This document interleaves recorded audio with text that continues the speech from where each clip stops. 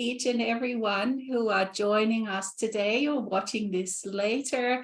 Hello from dear Tanya and I, Alexis. Yes, hello. We are welcoming you to another live broadcast of the monthly Living in the Flow that we are so happy to share with you. And as you know, for me it feels like today, you know, sometimes the time has been so different, and sometimes it feels like we've just done this like a couple of days ago, but this time it feels like so much has actually happened in between, and it kind of like the time is now based on things that happen rather than that TikTok time work that it used to be. You know, it used to be like it didn't matter what happened in between. You would feel kind of like, okay, 3 weeks have passed or whatever. But this time now, it just feels like if lots has happened, it feels like centuries have been in between, you know, even though on the calendar you can say, well, it's been 3 weeks or 4 weeks. So many changes and so many different things have happened for a lot of people, so many energetic things. We've had solar flares, the Schumann resonance going off the charts, and all sorts of stuff. We've had heaven's cross for those that, you know, identify themselves as Shambra. So much has been going on, and you know, for me, I'm just dancing, I'm surfing the waves. I'm being even more a mischievous self in all sorts of different ways, and sensual as never before. And what about you, Tanya? Whoa, yeah, it's been like, when was it that we had our last session? And in between, it's been extremely intense, but not intense in kind of derogatory way. Intense in like the full HD I live in has been enhanced. So sort of like everything is even more colorful, even more tasty, even more scented, even more sensual, even more alive, even more, well, I can't even begin to really find the words to describe it. But if I were to kind of create an image, it's like being in an ocean that has no end, infinite. There you can't see the boundaries of this ocean, and yet it is there's no problem that like you're not trying to reach land or anything, not trying to reach anything, because the ocean is it in itself, and then produces whatever is appropriate, or whatever is wanting to manifest in the moment. So sort of this ocean that is infinite and has no boundaries is a constant, bountiful conveyor of whatever it is that is emanating from my aliveness. So my aliveness has gone up a few notches, which could be a little bit worrying for some people that are around me, because I was already intense before. So now,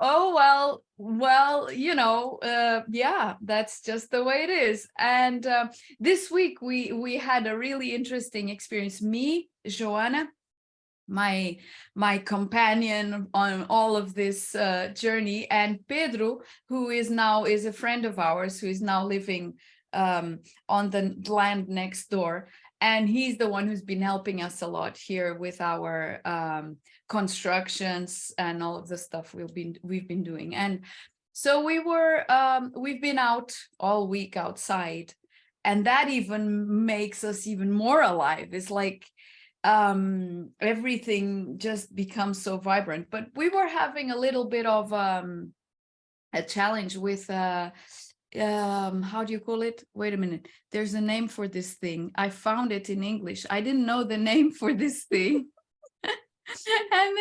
and then I found a threshing floor. Okay, so it's called a threshing floor. So what is that? What is a threshing floor?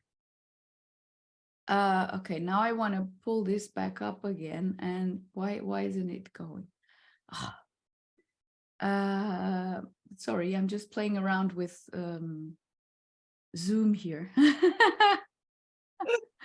Anyway, because I had loads of not trash, but I don't know how you call it, but you know, when I removed the vines, there's these cement posts that have a lot of iron in them, and to dispose of that, it's a real hassle.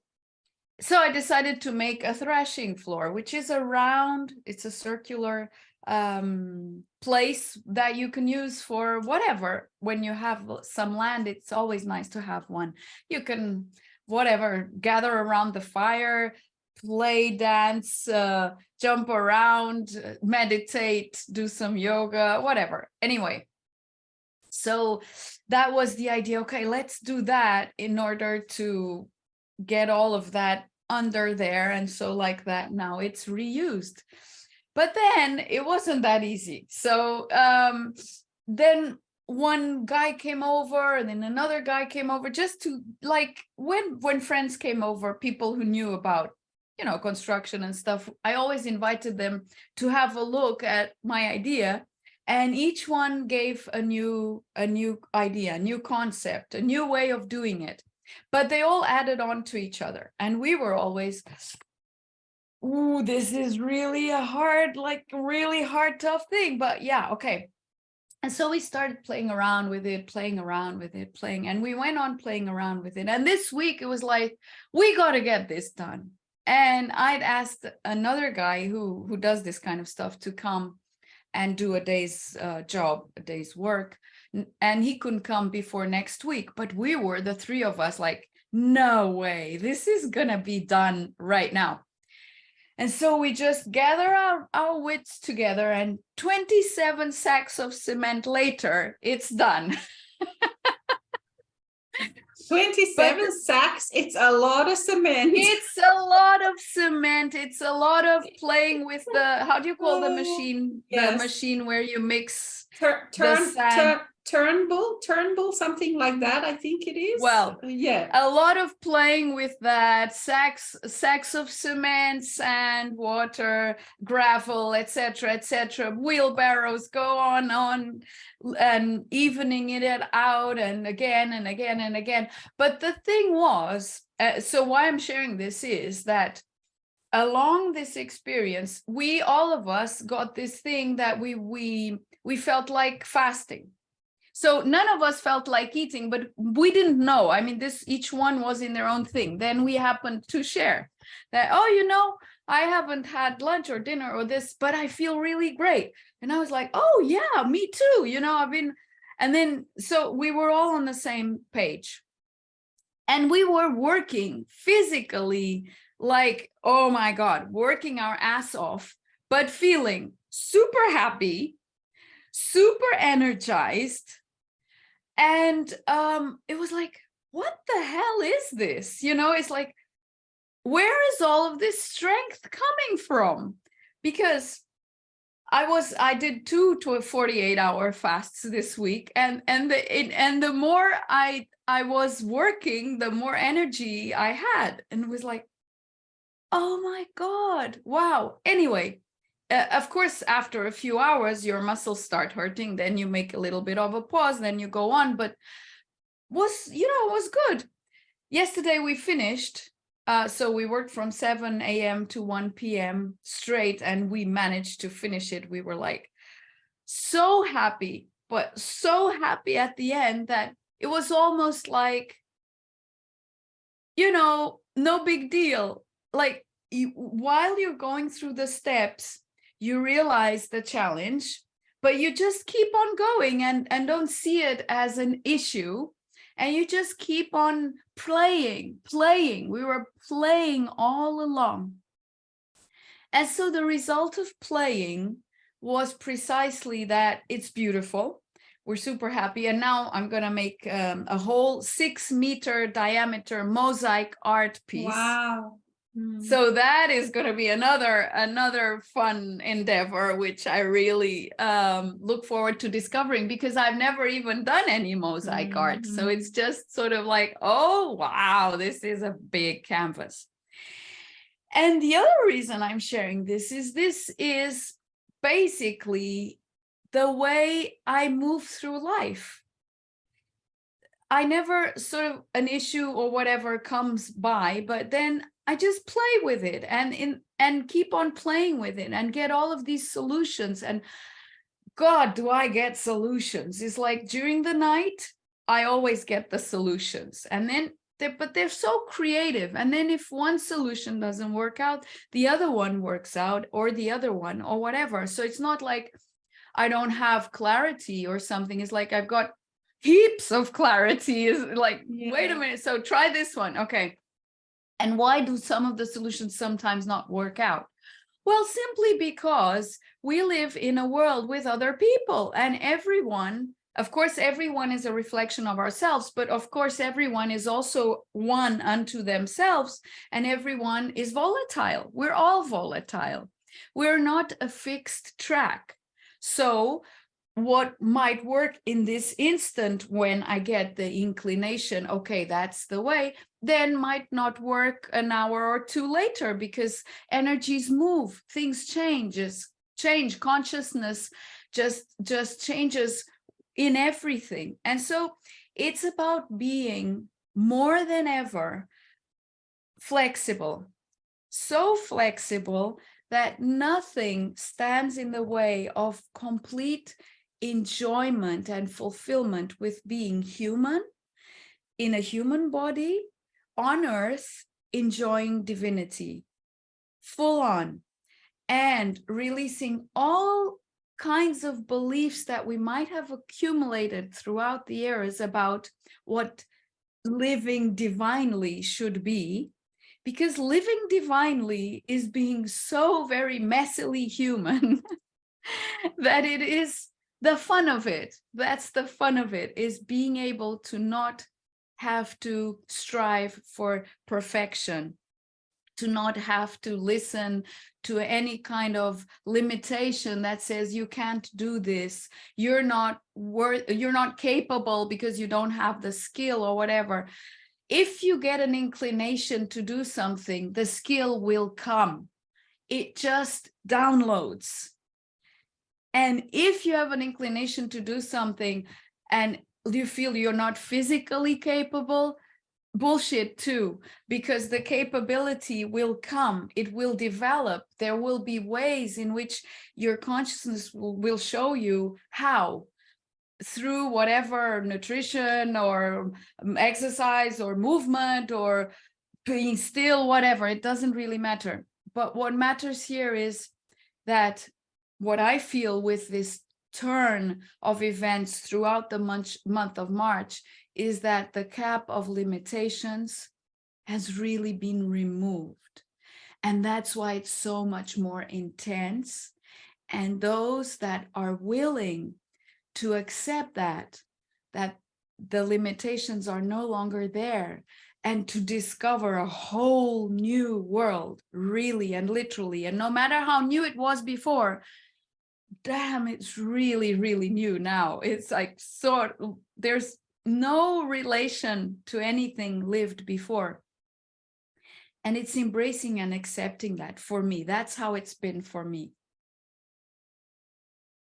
That's just beautiful, the way you've described it, and in a very, very physical way you've described it, and in a very in a way that people can relate, very down to earth, playing with the materials. And as I was listening, I could actually just feel this rawness and this newness in what you were describing. It was so palpable and physical, and that's what I kind of feel also with all of these worlds converging in me as a human being, that all of these worlds that were fantasy before are just now so real, and things that are possible to do are so real as well. For example, just even just feeling or being part of, and even having, like, joking about being part of another lifetime on earth, in another town, in another city, in another gender, and all of the funny things that happen with that, because no one told me that what happens when you wake up and you're somewhere else, and it's so real and it's so physical and it's so full on, but also coming then back, always being me, who I am, and being able to then interact with those other parts of myself, and being able to download the qualities that they have into, like when you were talking about that everything is possible, is because we do have so many other lifetimes that are focused on all these other things, and all of these things are now so real and so physical, that we can just exchange these parts. We don't have to, like what in the old days, you would have to go and learn something in school for years and years. None of these things are needed, because you have all these parts of yourself in the now moment that flow through the soul. Your soul self is that connection, and they filter, and you can just, it kind of like in the Matrix, where they download the program how to fly a helicopter. It kind of feels like that. And also for me, and from what I noticed in others, like what's also been coming up is this real being so clear about act of consciousness, the parts that we are. So I kind of wanted to talk a little bit about that, because it is so important to realize this now, that the I am that I am doesn't have any definitions. So it has nothing afterwards. It is I am that I am. That's it. That doesn't need anything to define itself. But to actually be part of the human world, of course, we need to keep using what we call the so-called masks, which is I am, the identifications, all of these things that we interact with in the world as human beings. So you put a different kind of act on when you're a mother, a father, a friend, like with a co-worker, when you go to the shop, and all of these things. And if people that are still identifying too strongly with one part or the other, rather than finding that identity in that I am that I am everything and I am nothing. So I am nothing in a sense that I am not the profession, I am not the gender, I am not, that's right, I am none of these things when I feel that space of nothingness. And yet in this space of nothingness, there is everything, because out of this arises everything that I also am, everything that I can identify with. And for those, when you are in a space, that majority that we are here because we've done the work, and we are aware enough, we've allowed enough consciousness, the light of consciousness, to be present within ourselves. We now really can play this masterfully, where I can be this and I can be that, and I can be all sorts of things, and then just as easily letting them go. And there can be some that feel, still very, they can feel boring. For some people, they can feel like, oh my gosh, I've been this identity for such a long time. It feels very boring. And it feels like that it wants to die, this part of myself. And let it go, because what it's just doing is just transforming like a phoenix. It's kind of going, it's burning up in an old way. Into you. And it's going to come back up in a new way, in this way that Tanya talked about, which is real, which is visceral, dynamic, changeable, flowing. And you will still be a mother, and you will still be a father, and you will still be a friend and a lover, and whatever that you have, that acts of consciousness. And yet these parts of yourself are now infused with the presence of what we call the soul, the presence of consciousness, the light of consciousness. And so they interact with everything completely differently. They are not static. And then this thing called death becomes a non-word. You see, it comes out of your vocabulary, because when it is flowing, when it is filled with the consciousness, it is on both sides, the so-called veil. It is on both sides at the same time. And so it doesn't, even death doesn't exist. Even what we used to call this, okay, so now I have to die to myself to arise. Even this is now changing. Like Tanya said, everything is new. Even this does not need to happen in the same way as what it used to happen, that you had to burn up and rise as phoenix and all of these kind of things, the transformation. I mean, we still use these kind of words because we just don't have, we haven't invented a different kind of language, but feel it, feel how different it now is, and how flowing and how easy it is to identify and disidentify now. And you can be changeable, and you can be flowing, and you can be, you know, one time excited and full on, and then you can be gentle and soft and loving. And I mean, not that excitable is not loving, but I mean in a different way. So there's softer, softer, that's it. Yeah. And so there is just such a time for this sensuality, time for playfulness, and time for just exploring being so many different things all at the same time.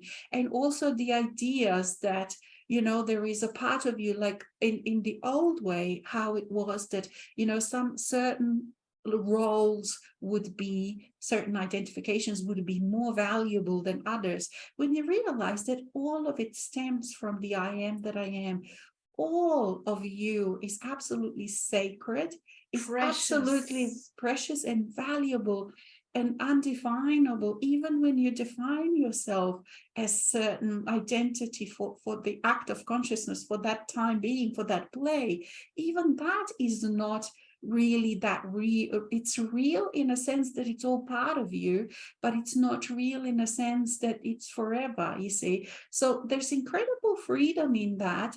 And there is also, because you realize that you're not stuck in anything, you're not stuck in any role, but also that the roles that you have can be extremely dynamic.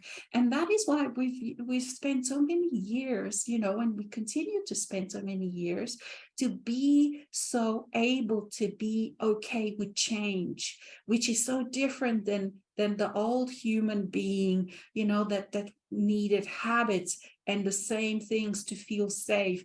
And to be life, to be the same, to feel safe, and to be now in this changeable way, it gives you such an incredible vantage point to be in this life, even among people that are not awakened yet, because the world is changing and you can continually change with it. And now with all of these different things, it will continue to change more and more and faster. And to be in what we're describing today, in that kind of space, in that kind of way of being, you are absolutely perfectly adapted now to this new world, and the way the energy plays with you, and the way that you play with the energy and with the others. Because now, having this sovereign space that we've established, we don't depend anymore on the others and what others are doing, because there's enough space. You know, it feels like it's having space around you in the sovereign space of yours. And we can just make the choices regardless of what others are choosing. And in this new way of being, others can also make their own choices, free of us having to push onto them our ideas or whatever that we want, because we are sovereign. We are all in this our own space. And also then with this comes the issue or ideas of authenticity. You know, there's a lot of the times, many times people sort of say, oh, I want to be authentic, or am I not authentic when I'm so changeable? And this is again that case where we can perfectly see how the ideas of the old also have no more place in this new way as expressions, because in this new way, being authentic is meaningless, because even in the old ways, really being authentic or inauthentic was kind of meaningless, because even if you were making things up or lying or pretending to be someone that you thought you were not, you were always using your parts of yourselves, you see. So you were always as authentic as you can. You cannot not be authentic, even if you think that you're pretending to be someone else. In that pretending to be someone else, you're just acting, you're utilizing the, let's say, the raw materials of yourself, or let's say, and you are pretending to be someone else, but you are absolutely yourself in that moment anyway. So whether you're trying to pretend, whether you're not trying to pretend. So these kind of words like authentic or not authentic, we have to kind of change very much how we relate, what we mean by it. And this is just one example of so many different words that I keep finding. Like I'm finding myself like trying to type, having conversation with someone, and I'm thinking, wow, this word is really not meaningless. Every day I find all these expressions and things that just don't fit anymore into this reality that we are now, that we can live. And at the same time, again, this sort of needs to be pointed out that because each one of us is absolutely the creator of our own reality. So if you are still focusing and thinking and believing that you are in the old reality, that's absolutely what you will create for yourself. Not because the old reality is still true, so-called. It is true for you, because you are vibrating that, you're believing that, you are choosing that potential, and then reality faithfully then recreates that right back onto you. And so in many ways, we've just been, oh my gosh, we've gone layers and layers and layers that we've kind of let go of, in this last month. And like we are in a very, very different space than we were last month. That's why it kind of feels like, doesn't it, Tanya, that we've talked like years and years ago, because so much has happened. And just, realizing that for each one is where you are where you are at the right place, and whatever you find yourself in, there is absolutely a way out. But you need to work out what that way out is, how and to go in. yeah, exactly. Like, because no one unfortunately can pull you. You can feel the truth in what other people are saying, or the inspirations and energies, but you have to then work it out, because this is the thing now. We are the creators of our own reality, and yeah, it can be exciting, and also if you know that you have to that you got yourself into something and you have to find a way out, also it can not be exciting, but it is what it is. So yeah, so huge things. And the thing is, with the next month, again, next new intensities, it's this ride is not finished. Like I was just mentioning to a friend just before, how we used to have time to really adjust and to celebrate after these huge events have happened, huge changes. We've had time to sort of slow down, celebrate, enjoy, just celebrate ourselves, enjoy the glories of what we've done. But it's not anymore. It's just the next thing, and the next thing, and the next thing, and this next kind of phase is huge also. So but we are ready, we are prepared, we've been preparing ourselves, and let's just keep experiencing and diving deep into all of the things that are happening. Yeah, and I find that also with this removing of the prior limitations, which is for me the veil of separation basically has dissipated, so it's no longer there, creating that kind of limitation. But so some people were expecting that the so-called heavens cross, that transition, and it depends where or in which kind of group or whatever people are in, but it was unanimous that something big was happening in the month of March. Anyway, with that transition, many people were sort of kind of expectantly waiting for it to happen so that all of a sudden all of their prior issues would disappear, and then everyone would just become a master, and then at manifestation and everything would be heavenly and so on, just like described basically in the Bible, that you know, then everyone is the ones that are connected will be in paradise and so on. Well, it's been a bit of a tough discovery for many that it was not just a click of the fingers, and now all of a sudden all of the prior challenges one had, especially with oneself, did not disappear. No, actually they intensified. And why did they intensify? Well, because there is nowhere to hide anymore. There is nowhere to hide. The veil created kind of a hiding place, and that hiding place has been removed. So there is a heightened sense of vulnerability, for sure, and a kind of no bullshit thing, because now there's no way, there's no other way than to stop bullshitting oneself. So it's kind of true and real and exactly as it is, raw, no no decorations, it's raw.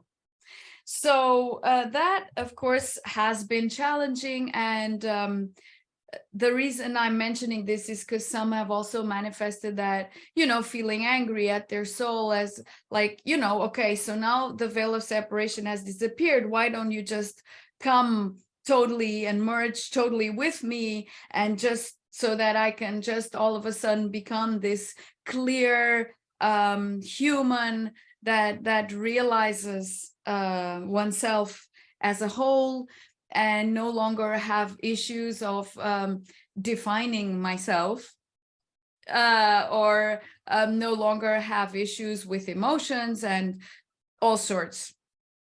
Well, the reason why that has not happened and will not happen is because for that merging of the frequency of our divinity with the frequency of our physicality, of our human presence here to happen, for the fine-tuning of those frequencies to align, to meet at a point where it is feasible and possible, there is still stuff that needs to be digested. So I invite anyone who's feeling eventually that anger or that frustration, that, oh, you know, what the hell, it didn't all just go away. No, it won't, but it's easier than ever. So basically, just allow the allowing to sink in more than ever before, and trust that it is done, since it has been your choice. Now, maybe there are some ghosts in the closet and skeletons and monsters and stuff like that. Don't be afraid anymore. Remove that veil of fear of really, really facing whatever it is, whatever is hanging on the background there, making some noise, because it's easier than ever to just sit and realize within that pool of compassion that is there, to just sense it. It's easier, it's more tangible. That is the gift right now, that it's more tangible, more accessible. So first of all, allowing oneself to be in that, and that pool of compassion, of essence, is indefinite and indefined. So there are no identities in there. And in order for one to really allow that to sink in, it is necessary to detach from the other identifications, because if there are ghosts and skeletons and monsters in the closet, it's because one identifies with them either as being them or as denying them. Because denying something is also a form of identification. And this is the whole thing. Many times this point is lost, that, you know, if I deny something long enough, maybe it will eventually disappear. But no, because it was your creation. And so if I created something, then it has to come back to the creator, because it is nothing else than me. So as long as I am denying it, I am identifying as eventually the opposite of that, and as that which is the opposite of that being better than that other thing. But that thing that I am denying, whatever it is, holds the vastest treasure, because within it is a resilience that is not within other easier aspects. The resilience, the grit, the firmness, the flexibility even, the resourcefulness comes from the monsters, the ghosts, and the skeletons in the closet. Those are the ones. You know what? I'm giggling. Sorry, I'm giggling, but I love it. The reason why I'm giggling is because in your words, you're absolutely describing what I was describing 2 hours ago. We were talking about, I had a session just before we started. Oh, wow. And it was just, I'm like, oh my gosh, it's exactly, you know, everything is so beautifully aligned, but keep going. That's why I'm giggling. Right. Okay. Wow. So yeah, because a lot of people are going through this. And yes. And that really, I mean, those aspects that have that role, that we've given that role to, and the role of rejection and denial and all that, are the ones that have brought us to the time and space where we are. So if one keeps on rejecting and denying, it's just a game. It's just keeping on a certain kind of identity. And exactly, and they always have a gift, they always have a diamond always in between, isn't it? And when you super powerful gift, actually, and when it integrates, gosh, the energy level just goes up like crazy. And you kind of, it prepares you also for the next level of what you're doing, because it adds, without it you are not whole, and it adds its talent, it adds to your frequency. And the talents it has, you need them them in your life and everyday life, and all of a sudden you think, wow, I couldn't do things before because I didn't have this part, because I was denying this part. And all of a sudden there is a huge intelligence there and potentials. Like all of a sudden you have these potentials that before you couldn't do. And so it is the time to really let go of judgments around oneself, one's parts, and others. To let go of judgments around how the world works, how things are, what life is all about, and everything. I mean, really letting go of judgments full on, like never before, just letting go, because all of those are definitions. They are identities. And as long as they're in place, and they are identities that are stuck, those ones. Yes, that's the thing. That's the difference. They are not flexible. They are not mobile. They are comfort zones. And those comfort zones are clearly terribly uncomfortable. But the thing is that with these 2,000 years of suffering, the human being has become comfortable with uncomfortable. Discomfort has become the normal thing. And the funny thing here, the pun is that one really becomes comfortable when navigating out of any comfort zone. So just basically being out of all comfort zones is the real comfort. And that is totally inconceivable, but it is the way it is, because I am, just like you so beautifully described, is nothing. It is no definition, and it is all at the same time. So in order to be able to adapt to that frequency, and so for soul that is a part of a higher vibration, a higher frequency, to merge within the physicality of our humanness, this flexibility of no comfort zone is essential. And so the prior fears of losing one's ground, losing one's structures, losing what was defined, again, it has to go. It has to go, because the ceiling of separation, which is what defined us so far, has gone. It's disappeared. It's not there anymore. Now one can keep on believing it's there and making everything possible for it to remain, but it's only over you. Yes. So And yeah. if you wonder where all your friends have gone, they've gone above the ceiling. That's where they all are. If you find yourself a bit lonely, don't look around, look up. Yeah, just get on the roof and have a party. Because now you don't need to blow the roof down anymore. You know, it's just. And talking about parties, have you been partying? I've been partying.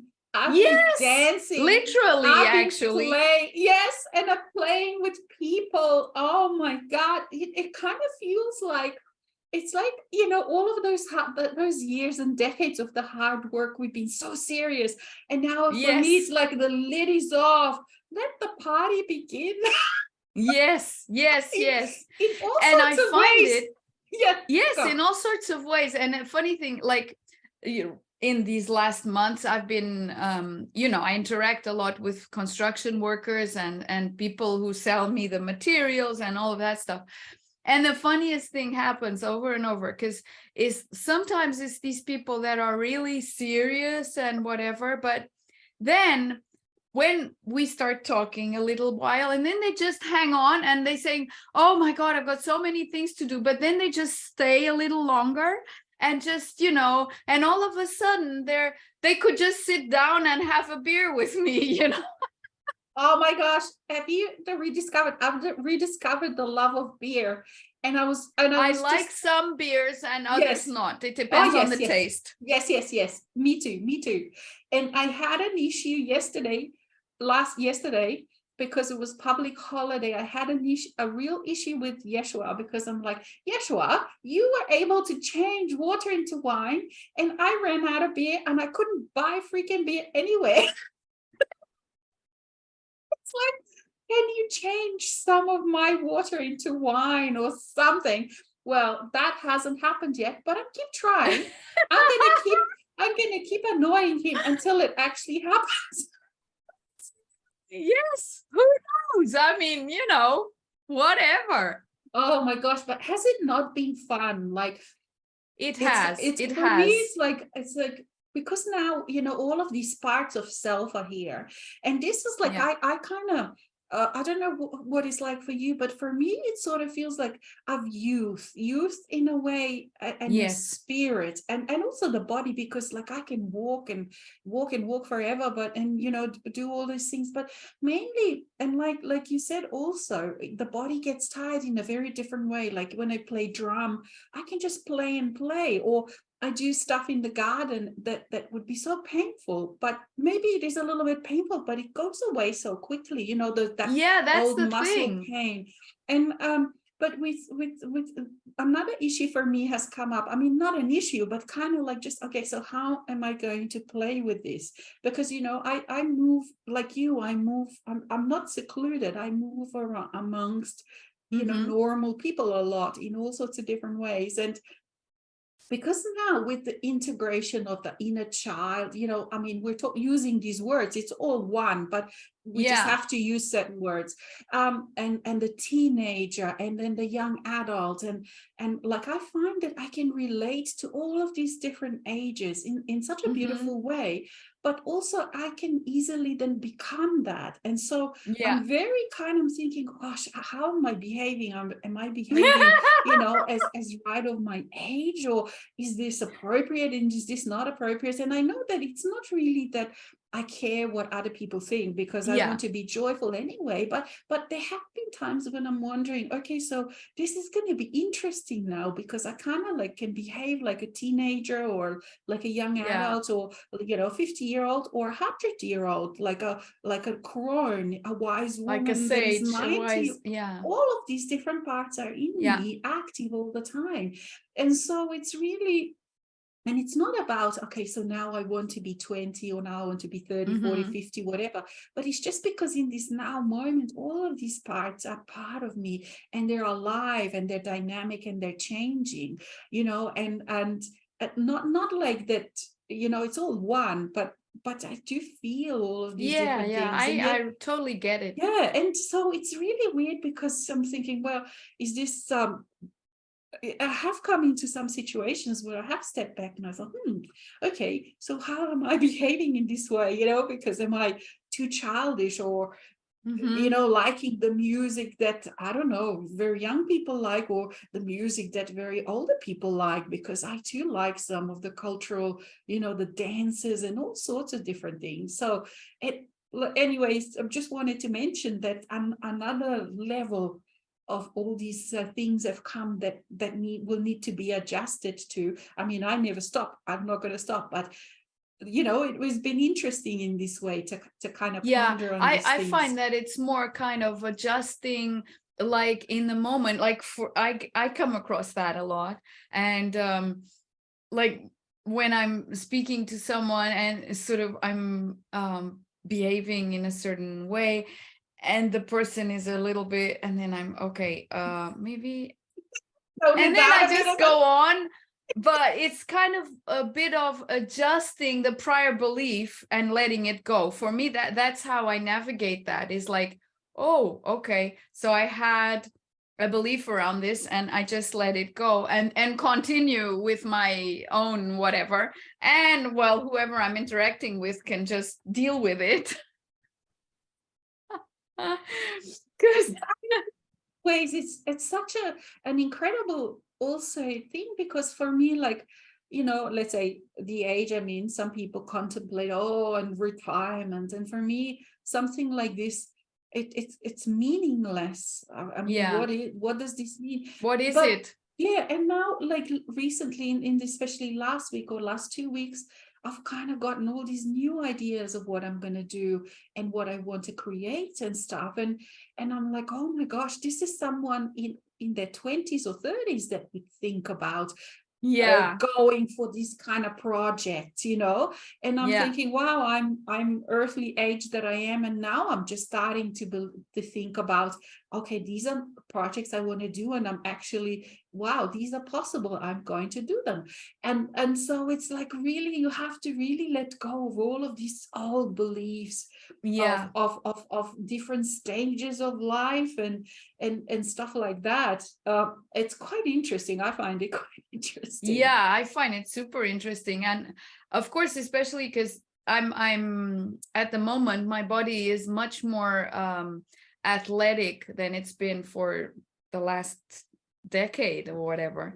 Anyway, and I not only look younger, I feel younger, but I also have the sage in me, the wise old crone and all that. And what I feel is that is literally becoming ageless And that is also part of this unlimited version of ourselves, is becoming ageless and not looking at anything as, oh, you know, I'm too old for that, or I'm not old enough for that, or whatever. It's within the sense of timelessness. It's becoming ageless. And for me, it's also been witnessing the rejuvenation of my physical body. It's been incredible to watch how it's rejuvenating day by day, rejuvenating day by day. And I'm like, wow, what the heck? This is just, it's like I'm getting a whole new vessel. And week by week, month by month, this new vessel keeps on improving its capacities, fine-tuning, becoming more more energetic, stronger. I don't know, it's just wow, you know, it's witnessing something before my very eyes, and quick. Of course, I did have to change. I changed a lot of stuff that I ate, but this just came naturally. It was like my conscious awareness told me, okay, we're gonna now adjust to a new frequency, and you're gonna make this change and this change and this change and this change. And I did. And so I just made a lot of changes, but effortlessly. I have no cravings. I miss nothing that I have removed or whatever, and I'm not sort of kind of fixed on it has to be this way or that. I go with the flow, and the flow is always changing. And so the definition of what is right for me is very eclectic, diverse, and changeable.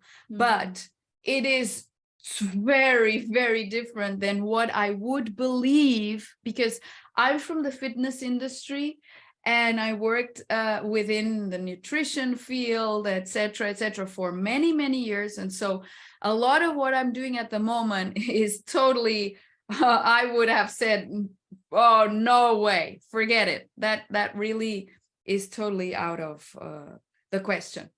But because I keep on accepting the invitations, gosh, I feel healthier and healthier and healthier and healthier every single day. And it's just incredible. So again, letting go of beliefs and preconceived ideas and how it should be or how it shouldn't be, what is correct for this or that person or whatever. It's just being totally in the moment that is mine.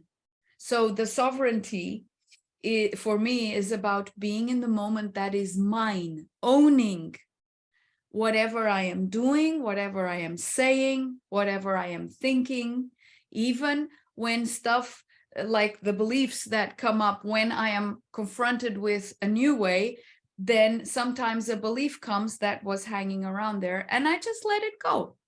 Simple. Because I own what I choose to believe in, what I choose to think here and now. And so, of course, ask for no permissions and take no prisoners. Yes, exactly. And it's, wow. And this new person that is always happening, because it's like I'm a new person that's always happening. I never know who I am tomorrow. I never know who I'm going to be in a few hours, you know? It's just, wow. I like it.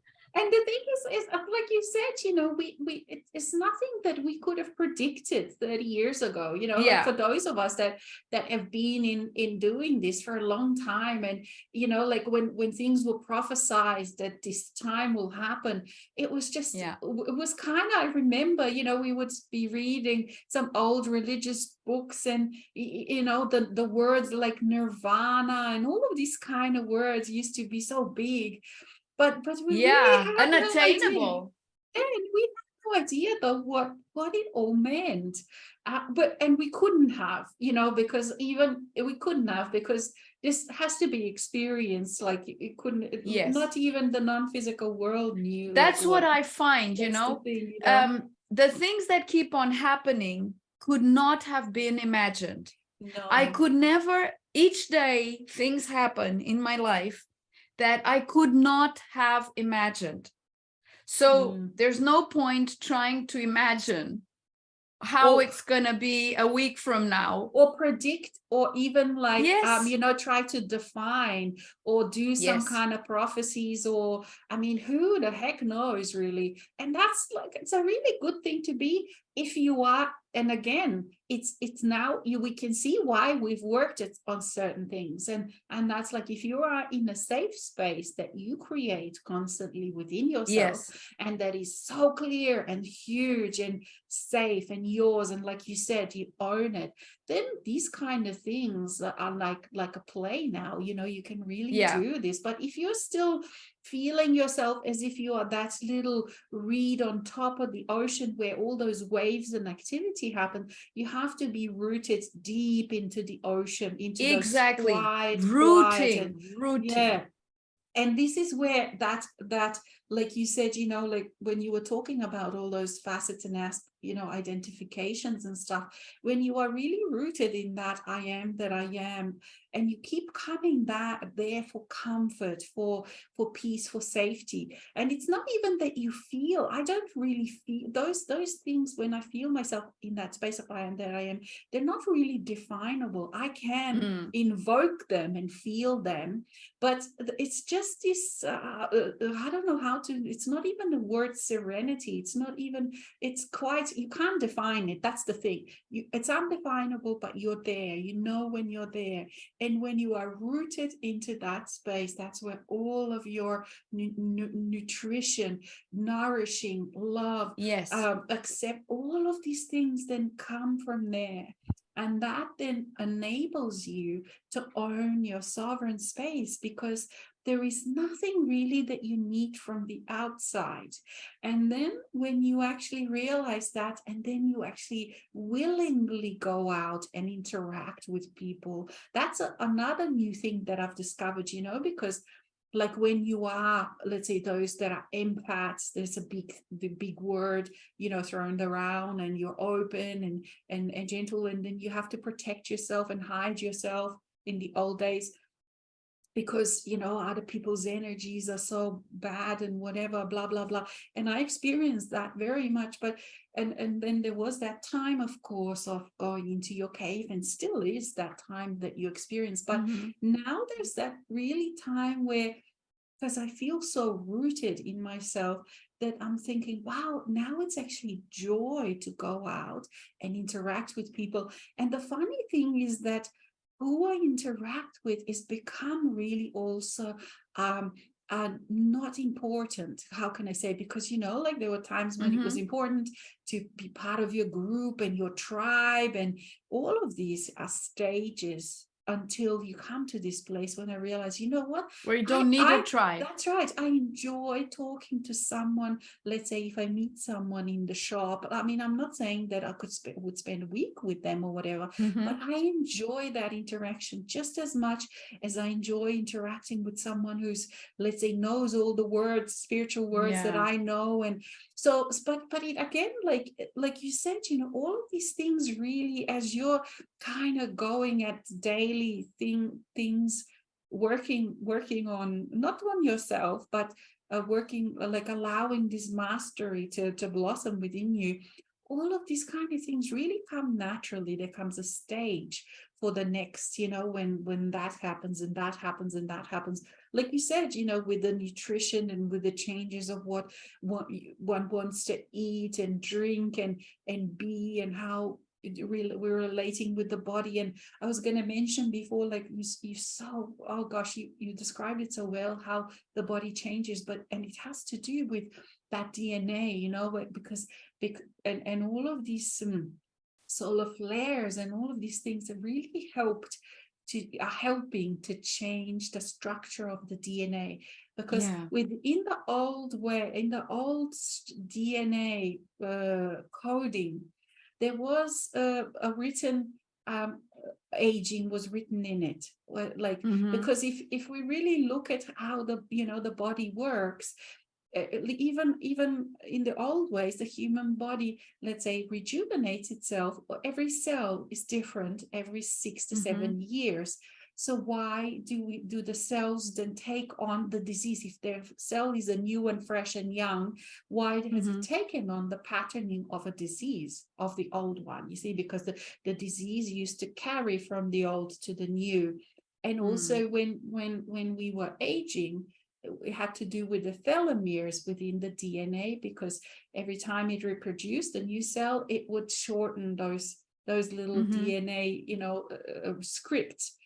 And now, and so the next one would come with era, with aging, with an aging body. And that was perfect, because when we were stuck, when we were playing the stuck game, the separation game, I mean, as the human, because of its insecurity and not knowing what's on the other side, if it could, and majority of people still want to, through technology, to live forever, they would and choose not to die. Choose not to die, but that death, not dying, would actually be in that constant separation, which would be hell, which is hell. So it's not that wholeness of, so we had to produce death another way.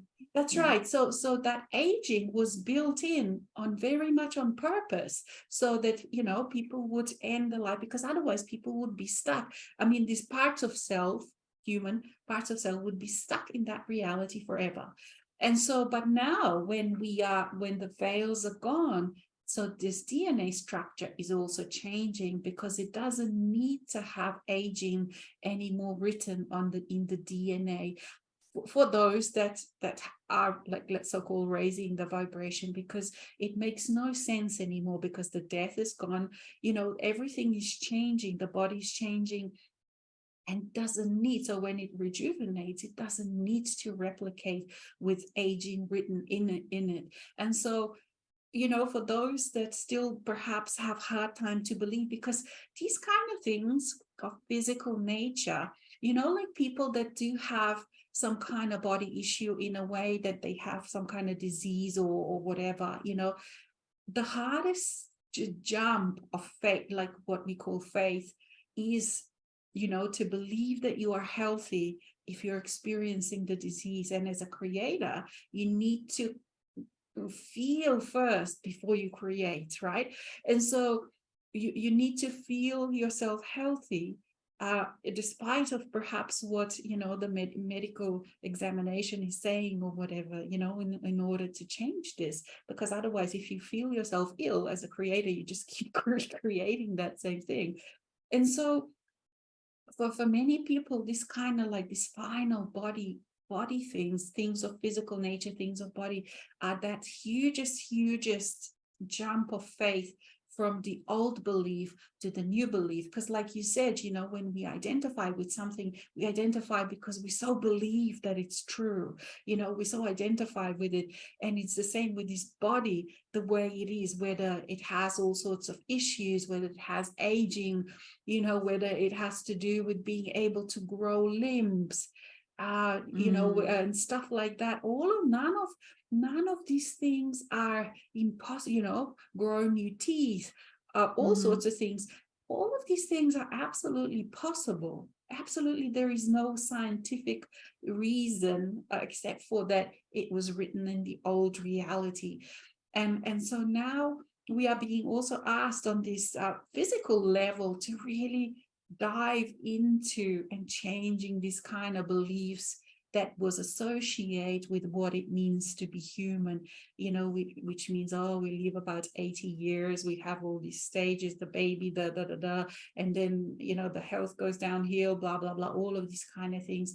All of that has to go.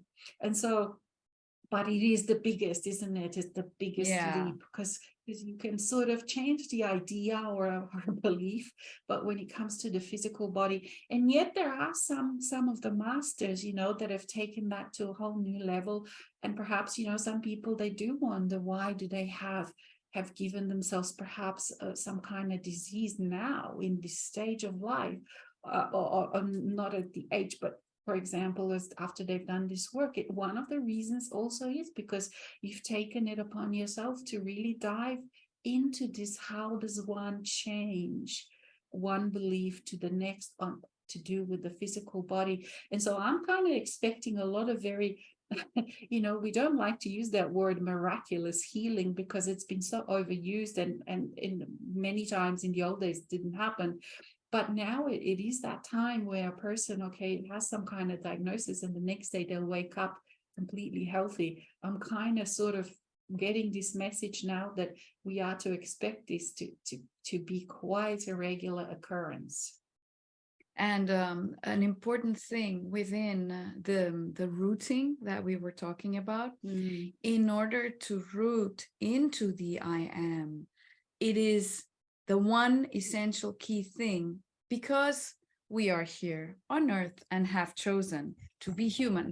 The soul of us chose that in the first place. So soul of us didn't choose to be on Venus or on Jupiter, whatever, Arcturus or whatever other planet. No, the soul of us chose to be on this very planet where we are. And on this very planet where we are, we happen to have a physical body, and we happen to be named human. Okay, so this is what the soul of us chose to experience throughout these thousands of years, which to the I am are nothing, because the I am is nothing and all at the same time.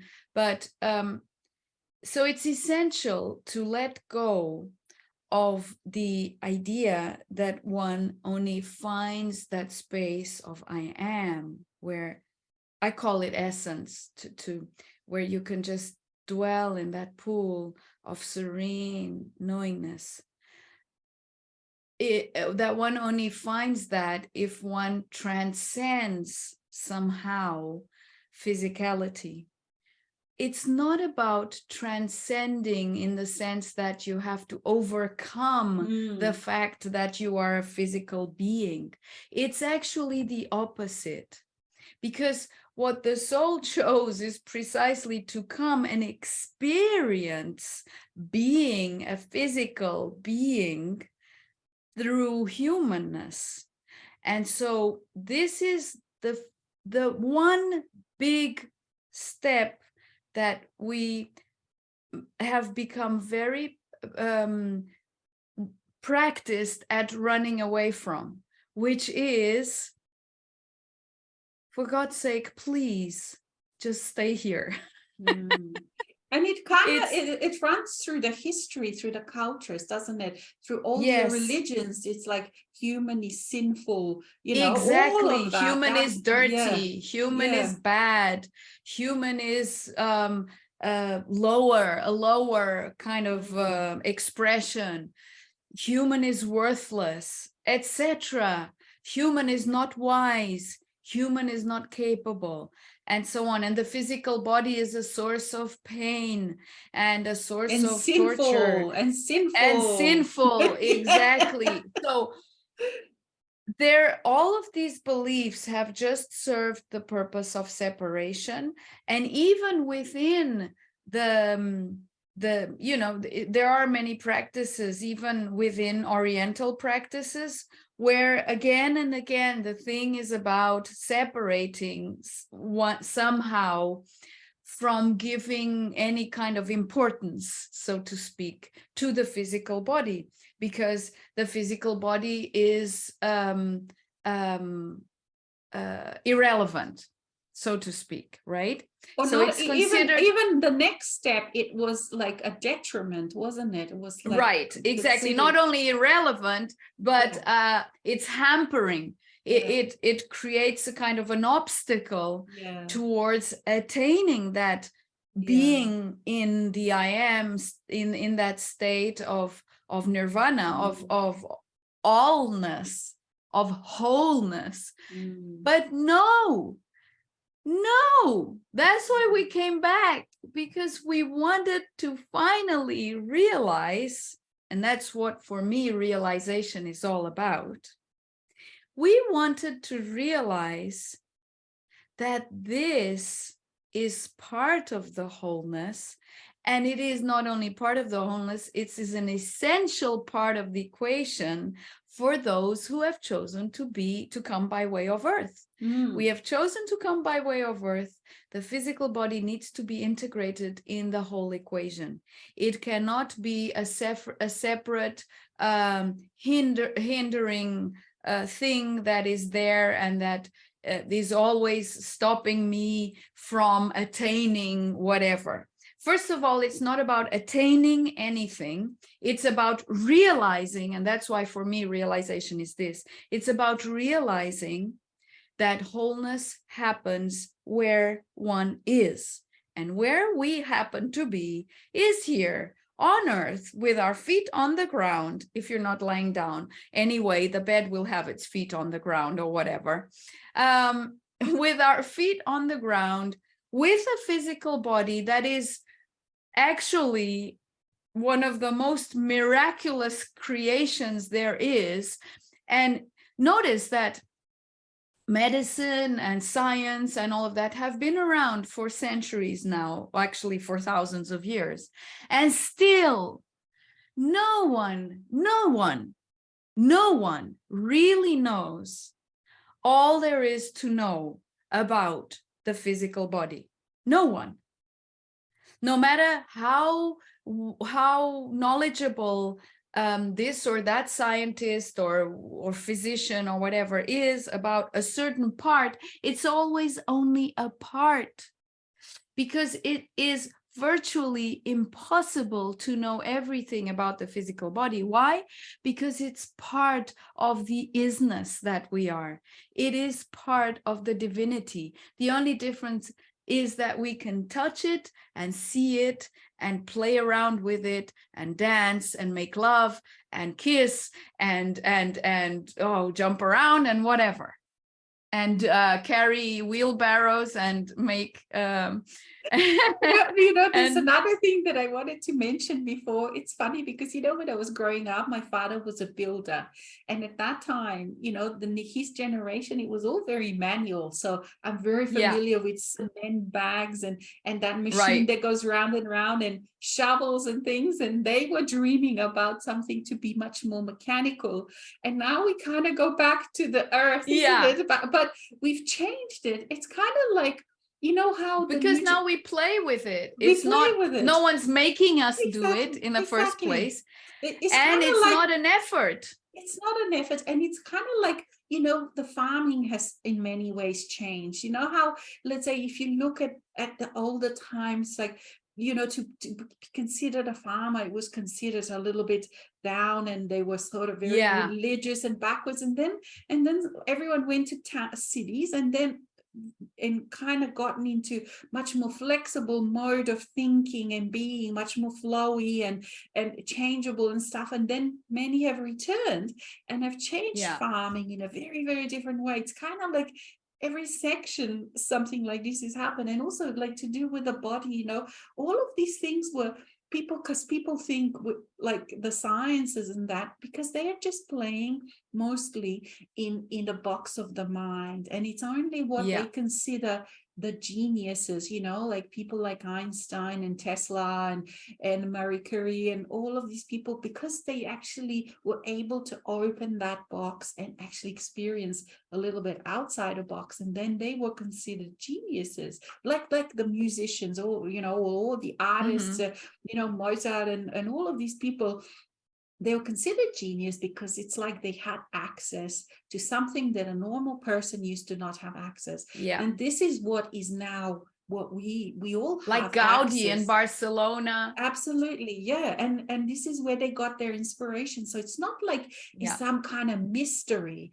It is just that in those times, majority of people lived in that box of mind, and where the sciences, unfortunately, the general sciences still live. And then there are scientists who you can call, genius science, but all they are like us. They're part of us, meaning people that have stepped outside of that box of the mind. That's all it is. every human being is exactly like that, but it does require the consciousness, the awakening, the work, the blah blah blah, all of that. So it's not like that any person or human being is less or more. None of these kind of things just make no sense. Or like, you know, all of these things that people are about, let's say sexism or racism or ageism, or all these, none of these things Gender, really, yeah. genderism, none of these things make any more sense in this space that we are. Because when you realize that you are all and nothing, you know, in that space, and that you have so many lives of all colors and genders and ages and you name it, then being, you know, like, what, these kind of words are meaningless, you know, like, or that one is better or worse, or when you're all a oneness of yourself, and that you realize that all parts are just, all parts belong to soul. They're part of the soul. There is no part of you that is outside of your own soul. That is not material, so-called material of your soul, or I am, whatever you call it. And so it's just playing a different kind of little role for that particular time. Like for me, I often use this kind of analogy that, let's say if you have twins, you have twin girls, let's say, and you're a parent and you go to school, and they've been practicing a play, you know, and you're sitting there going to watch the play, and one of the twins is playing the bad girl and one of the twins playing the good girl. I mean, you can, and if they've practiced well, the play is good, you get so engrossed into that play, you know, and you forget everything about it. And there's one of your kids that plays the bad person, one of the kids that plays the good person, but you know throughout the whole time that it is just a theater play. It's going to finish, you know, the curtains are going to go down, and you're going to accept those two kids as they are, and it's not, and that's all of you is. It's just all these parts of you playing these different roles for a time being, and they're all equal, you know. And that's why, like, when we sort of identify, like you said, we identify with one so easily, and one we push because we don't like it, it's actually doesn't make any sense not to like it, you know. It's just playing a different part for a time being. And so when you wake up, you just realize, oh, it was just a play, it was just a game, it was just a theater play.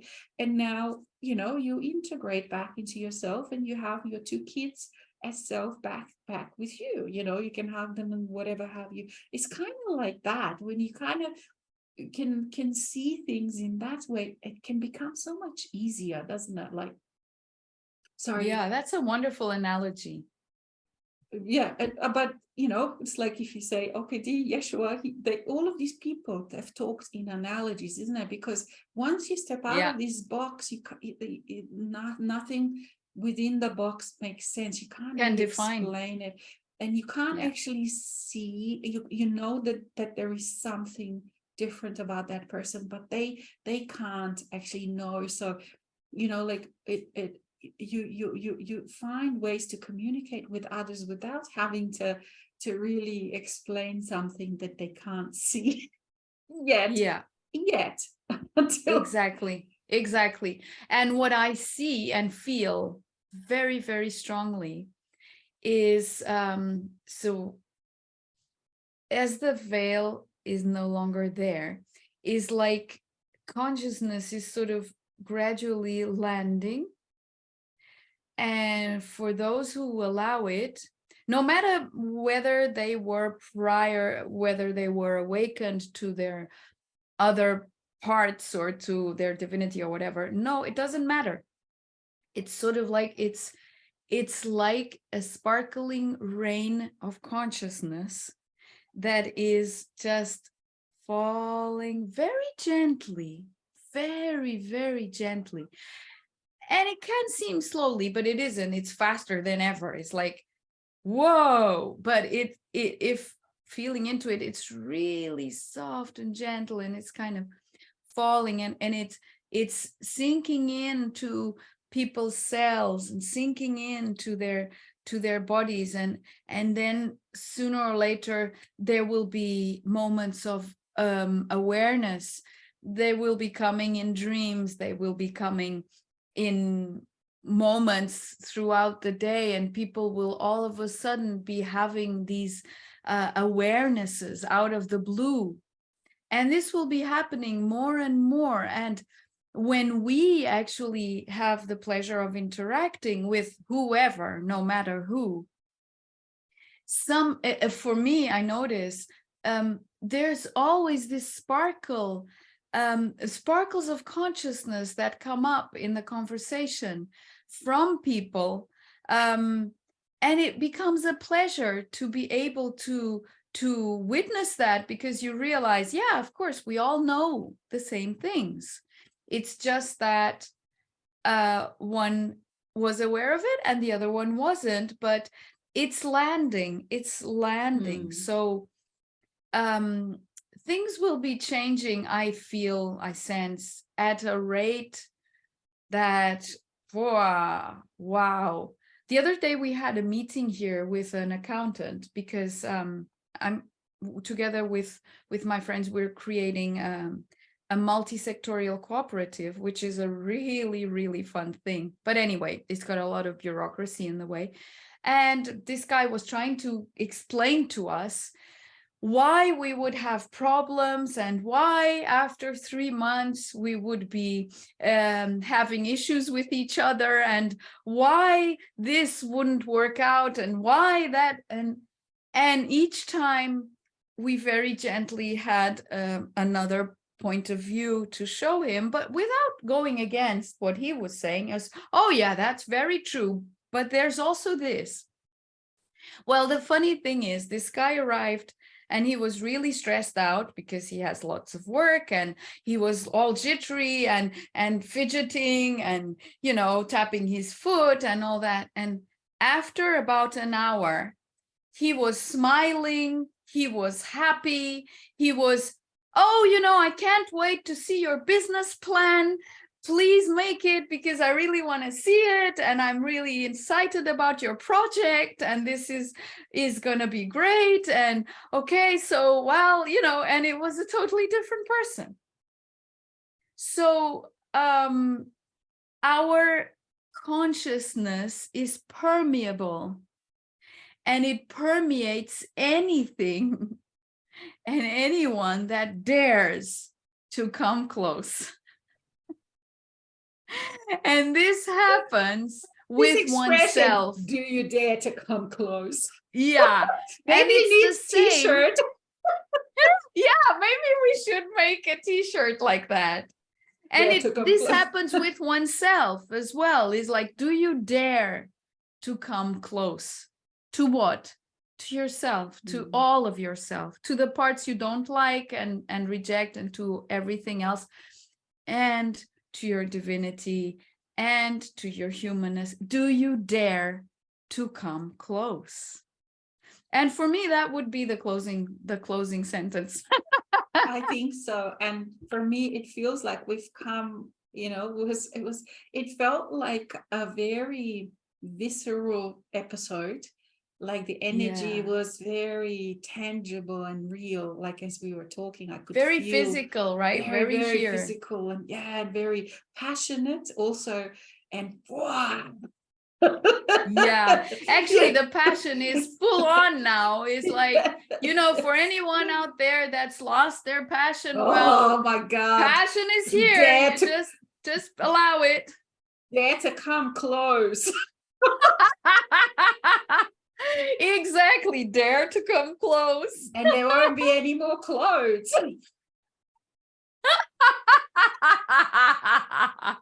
I just thought I would say that. Why not? Oh, I love that one. Dare to come close and you will be naked in no time. Indeed. In no time. In all senses. and those clothes will be gone because there won't be any time to take them off properly, like they were made to be taken off. But we will just do it in a very passionate way. There will just be Passionate rags, and fun. artistic rags.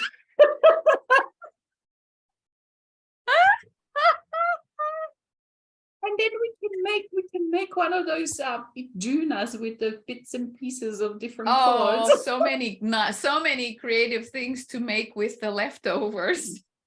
Indeed. And if there's even more passion, there will be broken tiles and pieces for your mosaic. There you are. There you are. And yeah, you know, because I just have to break the tiles to make that like that. Oh my gosh, it's so much fun. Those mosaics, my gosh, they're beautiful. Like, you know, oh, They wow. are. I can just imagine all the incredible beauties. Like you're really into the physicalness of it all, isn't Yes. it? Like, yeah. Yes, yeah. I'm enjoying it so much. I'm having so much fun. I guarantee to anyone out there that is afraid of life being boring when you allow your soul in, there's nothing boring about it. Absolutely nothing. And hope we wish all of you to end everything in this wonderful, jokey, humorous, but actually laughing way. And that's what, like, I feel like just this incredible exuberance of laughter, and I just laugh at everything, whether appropriate or inappropriate. Laughter is a signature of the soul. Exactly.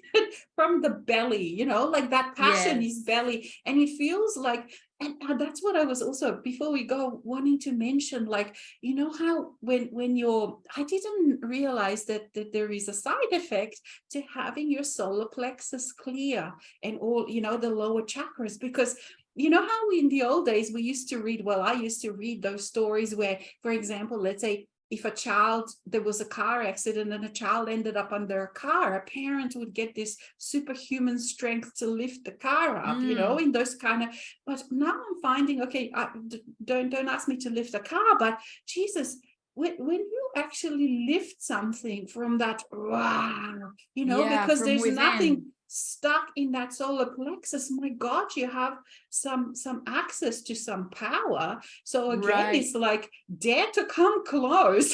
No,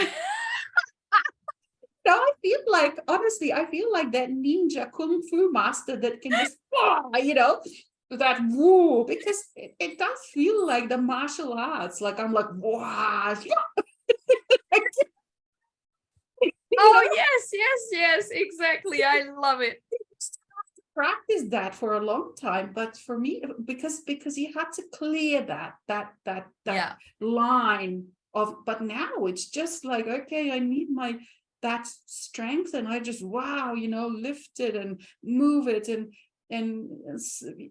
whatever you need to do, you can just do it with what it feels like to me, this extra supernatural strength that I didn't have before.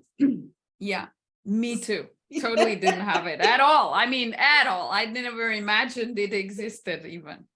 So there you go. No, because we didn't experience it. We just read about it, kind of, you know. Yeah. So anyway, but thank you, dear Tanya, for another wonderful Living in the Flow. Thank you. And please, everyone, I'm tingling. Check out our websites for so many things happening for both of our websites, and also for those that have donated and are donating. Thank you very much.